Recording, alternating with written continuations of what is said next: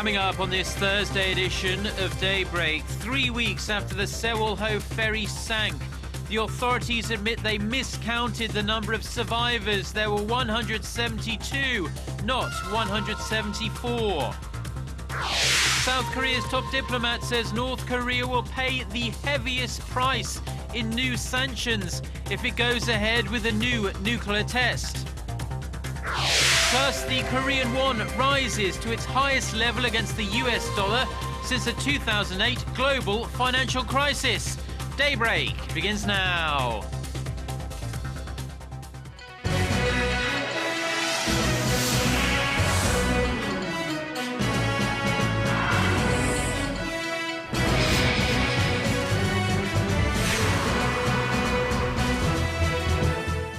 Hello and thanks for joining us. To our viewers around the world, it's 6 a.m. on Thursday, May 8th here in Seoul. I'm Mark Broom and you're tuned in to Daybreak. We start with the latest on the Sewol-ho ferry disaster, now into the 23rd day of search operations. Authorities have revised the number of missing and rescued for the 7th time, more than 3 weeks after the vessel capsized. Of the 476 people assumed to be on board, 269 have been confirmed dead, with 172 others rescued on the day of the accident. The Coast Guard on Wednesday revised down the number of survivors from 174 to 172, saying 2 people were incorrectly reported as survivors. Officials also corrected the number of missing from 33 to 35.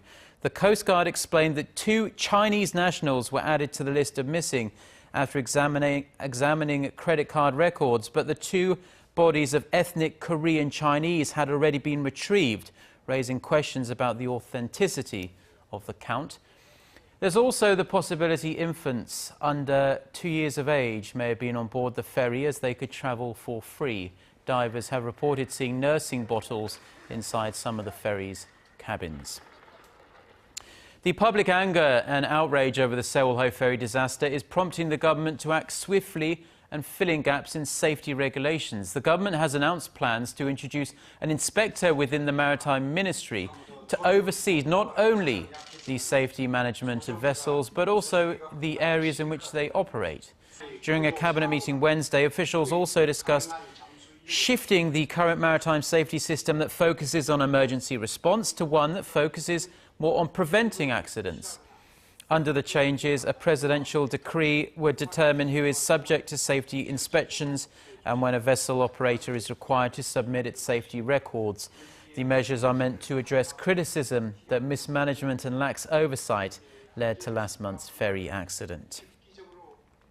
Now, in other news, the New York State Senate has passed a bill that requires the dual use of the Korean name East Sea and the Japanese name Sea of Japan to refer to the body of water that separates the 2 countries.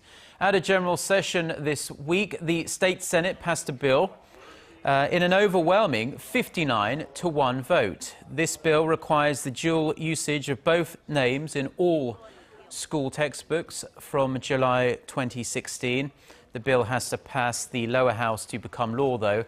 A similar bill was approved in the state of Virginia in March. Spurred by their success, Korean American civic groups plan to push for similar legislation in states with high Korean American populations like California and New Jersey. South Korea's foreign minister has warned North Korea it will pay the heaviest price in new sanctions if it defies the international community and goes ahead with a new nuclear test. Chairing a meeting on weapons of mass destruction at the UN Security Council on Wednesday, Yoon Byung-se said a new test would have a huge impact on the strategic landscape in Northeast Asia and could undermine the Nuclear Non-Proliferation Treaty. Pyongyang has said it still plans to test a new kind of nuclear device following US President Barack Obama's recent visit to South Korea. In the event of a new test, Yoon said the UN Security Council must fill all loopholes in the 4 rounds of sanctions it has already imposed on the North over its nuclear and ballistic missile programs, and individual countries must take similar tough measures. Now, it's something we hope we never see, but a US lawmaker says that if war were to break out on the Korean peninsula, Washington would deploy 20 Marine brigades to help defend the South. During a debate on next year's National Defense Authorization Act, Howard McKeon, the chairman of the US House Armed Service Committee, was asked about war plans on the Korean peninsula, and the congressman said 20 brigades would be mobilized. But some say federal budget cuts could make those plans unrealistic.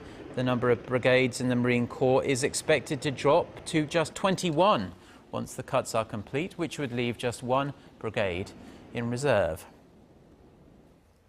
Now, the human rights violations perpetrated by the North Korean regime are extremely well documented. In an effort to get the North to clean up its act, the UN Human Rights Council has adopted a report with well over 250 recommendations, but it didn't take long for Pyongyang to flatly reject almost one-third of them. Park Ji-won reports.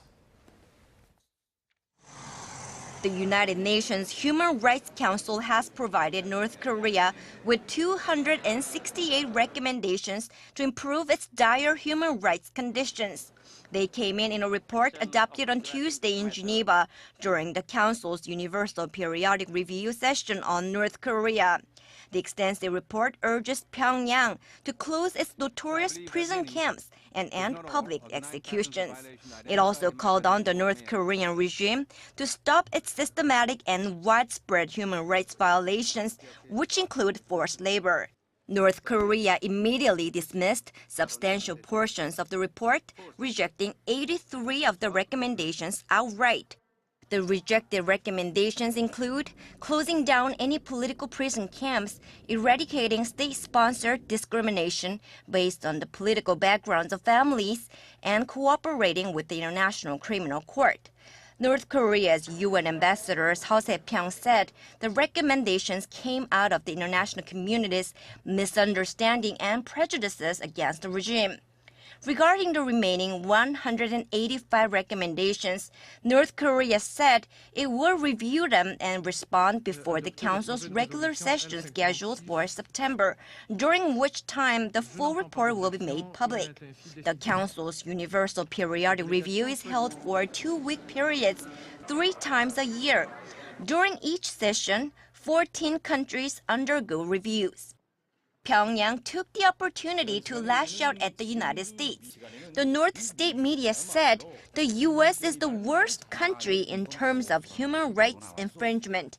It called the United States a living hell, full of rampant racial discrimination and gun accidents, where only a select few get to enjoy material success. Park Ji-won, Arirang News.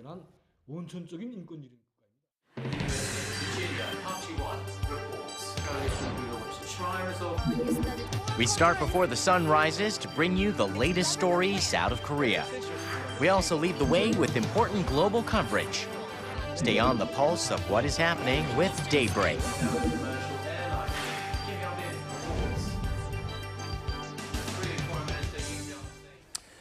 Fresh off a 4-day holiday weekend, the Korean won soared to its highest level against the US dollar in nearly 6 years on Wednesday on strong exports and the weakening greenback.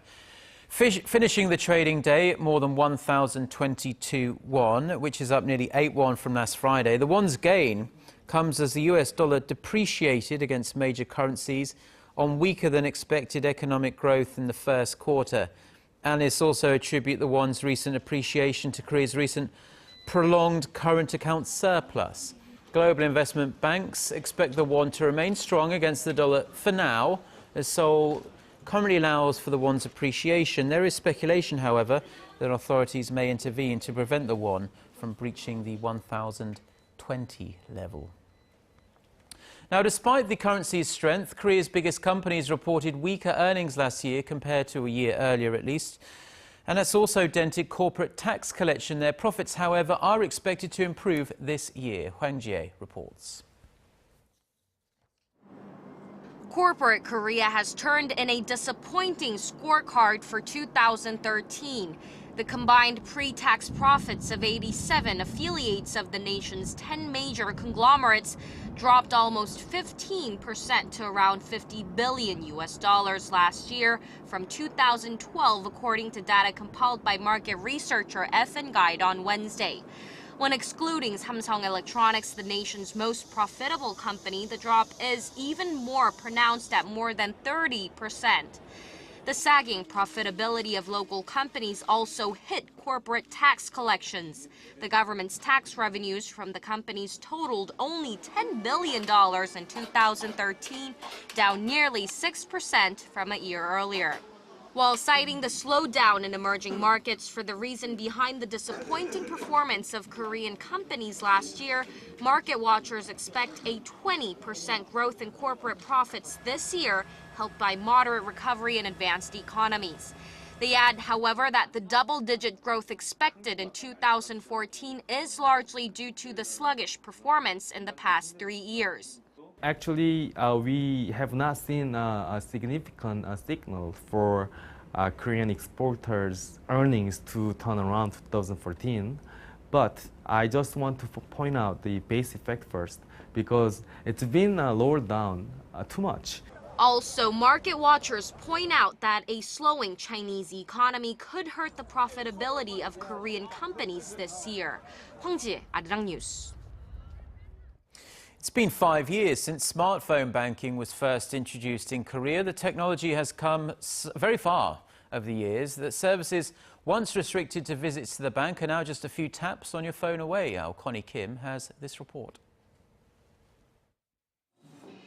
25-year-old Chu Se-mi clicks through her smartphone banking application to find the right installment savings plan for her income.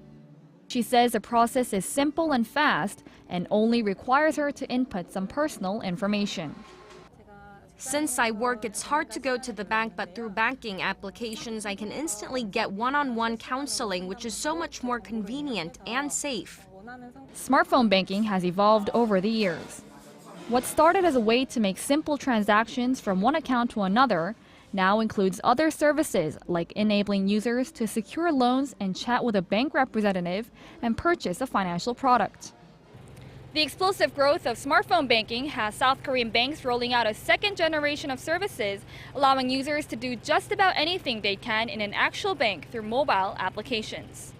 Since being introduced to the market 4 years ago, the number of smartphone banking users in Korea has increased more than tenfold from about 2.6 million people in 2010.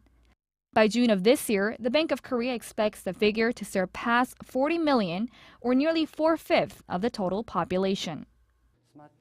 The main bank transaction channels are switching from bank windows to smartphone channels, which now take up about 90%. The rising number of smartphone banking users has also given rise to security concerns. To address them, banking institutions say they're constantly working to ensure that the information contained in these apps is just as secure as the money stored in the bank. Connie Kim, Arirang News. Now to some history in the making in the stock listings world. Alibaba, one of the world's fastest growing internet companies, has officially filed for its initial public offering, IPO, in the US, and it could be one of the biggest ever seen. Now Connie Lee reports. Alibaba is not only the biggest online marketplace in China, according to some reports, it's the biggest online marketplace in the world. And now the e-commerce giant has its eyes on the US, officially filing to launch an initial public offering there.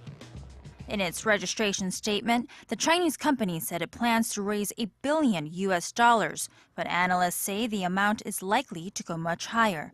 Some expect its IPO to surpass that of Facebook, which raised $16.4 billion in 2012, while others expect Alibaba's offering to be as big as credit card company Visa, which raised nearly $20 billion in 2008. If the total surpasses that amount, Alibaba's IPO could become one of the largest ever in the U.S. Based on the average estimate from a dozen analysts surveyed by Bloomberg News, Alibaba is valued at $168 billion. So what exactly is Alibaba? Simply put, the online marketplace is described as a mixture of Amazon, eBay, and PayPal. expo with sales that trumpet those three online sites. Alibaba accounts for about 80% of online shopping in China, and although it's widely known there and among global tech industry watchers, Alibaba is much lesser known in the West. The tech giant is set to make its debut either on the New York Stock Exchange or the Nasdaq sometime this summer. It was in 1999 when the company was founded in eastern China by 49-year-old Jack Ma. He was worth $4 billion last year. Connie Lee, Arirang News.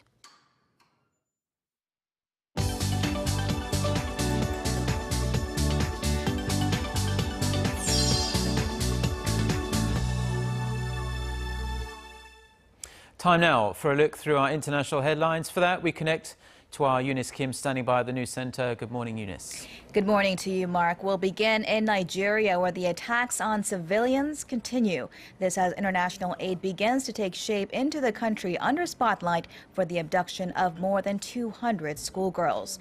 Local press reports as many as 300 people were killed by Islamic militants in the northeastern border town of Gamburu-Nagala. The 12-hour assault saw rocket-propelled grenades and improvised bombs detonated in crowded marketplaces as shops and homes were set ablaze. Boko Haram is suspected for the attacks. This as Nigerian police are offering a $300,000 reward for information that leads to the rescue of those hundreds of missing schoolgirls, and as the U.S. Pentagon is also considering how it can assist in the search.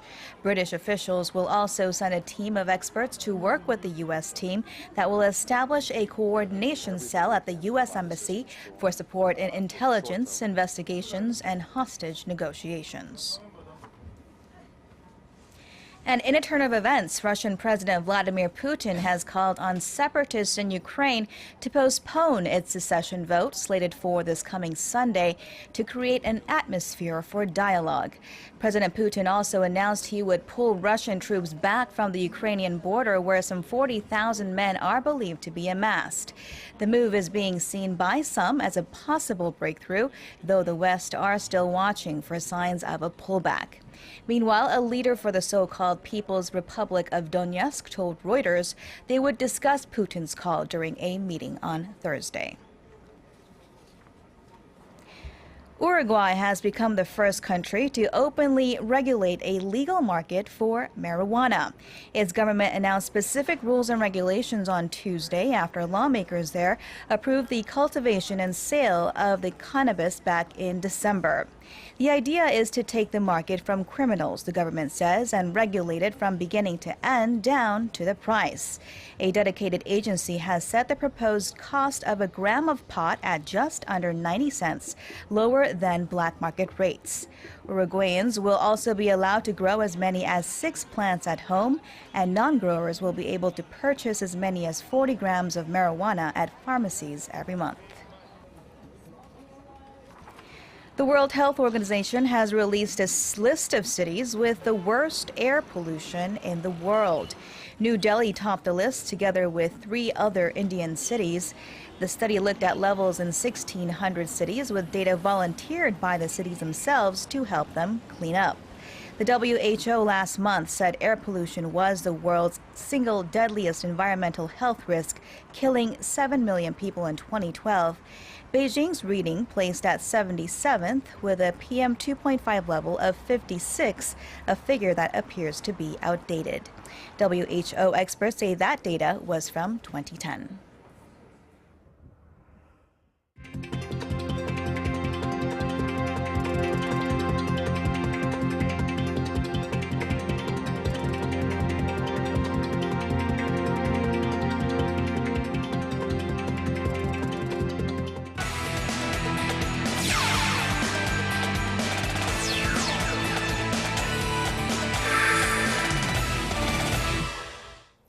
And a good Thursday morning to you all as we kick things off with the South Korean national football team, as manager Hong Myung-bo is set to finally reveal his final roster for the 2014 Brazil World Cup. And at 11 a.m. today, manager Hong Myung-bo has decided to announce his 23-man roster a day earlier than first scheduled, will reveal to everyone the players who will head over to Brazil in June. And while he has stated that the roster is about 90% complete, injuries are still a concern for the team. And while the midfield and forward positions are pretty much set, there's still a lot of question marks in their defense. And staying with football, but over to the women's national football team this time, where the team is preparing for the upcoming Asian Cup, and they're pretty confident in the team they have right now. And you can't blame them for the high confidence, with the team currently being led by WK League star Park Eun-sun, Chelsea Ladies FC Ji So-yeon, and Yeom In-ji. And the team is set to face off against Vietnam later today before heading off to Vietnam, as they're set to face off against Myanmar, Thailand, and China in the group stages of the 2014 Asian Cup, set to take place from May 14th to the 25th. And more football, this time over to the round of 16 AFC Champions League matchup between FC Seoul and Kawasaki, as FC Seoul pulls away with a crucial 3-2 away win, thanks to Yoon In-rok's game winner in the 90+3 minute of the match, as FC Seoul continues to shine despite their struggle in the K-League Classic. And now with that, moving over to the PGA, where the PGA Players Championship is set to take place starting Thursday. And for South Korea's No Seung-yeol, he's a lot more confident now after getting his first win a few weeks back. The 23-year-old South Korean golfer who won his first PGA title at the Zurich Classic has been invited to the upcoming Players Championship and will look forward to winning his second PGA title. The event, which is considered the 5th PGA major, will have the highest prize of the year, with $1.8 million being awarded to the winner of the event. And now finishing things off with some Wednesday night's KBO action, the Hanwha Eagles pulled away with the 8-7 win over the LG Twins, and the NC Dinos destroyed the Nexen Heroes 24-5. With the Lotte Giants beating the Tucson Bears once again 10-6. Meanwhile, let's take a look at the SK Wyverns taking on the Samsung Lions. Of course, going into the game, here we go over to the third inning of the game. Cho Dong-hwa singles to right. That's a 2-run single as the SK Wyverns take a 2-0 lead. Sixth inning, up 3-0. The red-hot Lee Jae-won sends one to deep right field. Back, gone, and it's 4-0 SK Wyverns. But in the ninth inning, here come the Lions roaring back, bases loaded. Kim Tae-won hit by pitch, and it's 4-1. Next batter, Lee Seung-yup at bat. He's gonna double to right center field here. Two-man scores, and it's 4-3. Bases loaded once again, and this time it's Lee Hoon-yeon who gets plunked, and we're tied 4-4. Next play, Paek Sang-won. He's gonna fly out to left field. This one a sac fly, giving the Samsung Lions the 5-4 lead. Bottom of the ninth inning, Im Chang-yong comes in for the 1-2-3 save in the ninth as the Samsung Lions win this one 5-4. And that's going to wrap it up for me. This has been SJ. Have a great rest of the day, and see you guys again for your sports needs.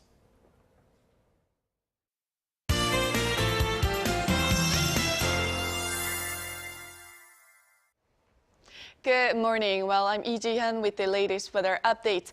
It's sprinkling right now in most areas in the upper parts of the peninsula, but AM clouds and drizzle should gradually give way to some PM sun as we head into the afternoon, and afternoon highs will rise to similar to a tad lower than yesterday. But the rain in the east wasn't enough to relieve the dryness in the air. As we can see, the regions in the east will still suffer from the dry air, with dry weather advisory still in effect. So be sure to stay hydrated and be extra cautious when handling fires. Now over in Jindo, rain should gradually taper off and completely let up in the morning hours. Also, winds and waves will die down a bit in the afternoon, and the speed of tidal currents should decrease due to the neap tide period, which started yesterday. With that in mind, let's take a closer look at the readings for today. The low in Seoul is starting out at 12, then the high will rise to 21. Daegu will peak at 24, while Gwangju and Busan climb to 21 and 23 respectively. Let's see how other regions are looking. It looks like down on Jeju and Daejeon will reach 20. Dokdo should see a high of 15, while Mount Keungang tops out at 9. Well, be sure to have a small umbrella handy before heading out and drive with extra caution. The roads can be extremely slippery. Now that's all for Korea, and it's time to take a look at the international weather for viewers around the world.